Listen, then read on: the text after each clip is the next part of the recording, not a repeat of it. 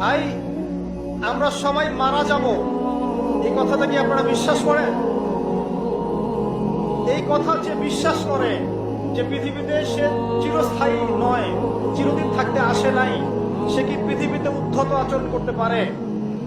পাপ করলেও তো সে তওবা করে ফিরে আসবে, তাই নয় কি? এখন মানুষের চলাফেরা দেখলে কি মনে হয় যে মানুষ মারা যাবে কখন?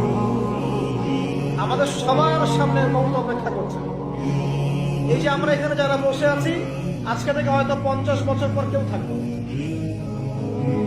হতে পারে না? হতে পারে না?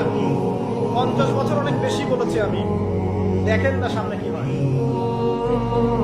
100 বছর পর এখন পৃথিবীতে যারা বেঁচে আছে, এখন 100 বছর পর এর কেউ বেঁচে থাকবে না। প্রত্যেক 100 বছরে জেনারেশন চেঞ্জ হয়ে যায়, জানেন? তো মানুষের চলাফেরা দেখলে মনে হয় মানুষ এখন মৃত্যুবরণ করবে না। মৌতের কোনো ফিকির নাই মানুষের। আল্লাহর সামনে দাঁড়াতে হবে, জবাব দিতে হবে, এই চিন্তা মানুষের মধ্যে নাই। সারাদিন দুনিয়া নিয়ে মানুষ ব্যস্ত হয়ে আছে। আল্লাহ পাক হেফাজত করুন আমাদেরকে।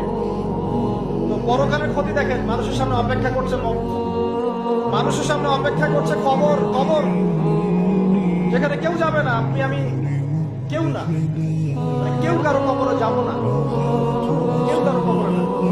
চিন্তা করতে পারেন যে আমাদেরকে একা একা কবরে যেতে হবে, সেখানে 2 জন ফেরেশতার সম্মুখীন হয়ে সওয়াল জবাব দিতে হবে।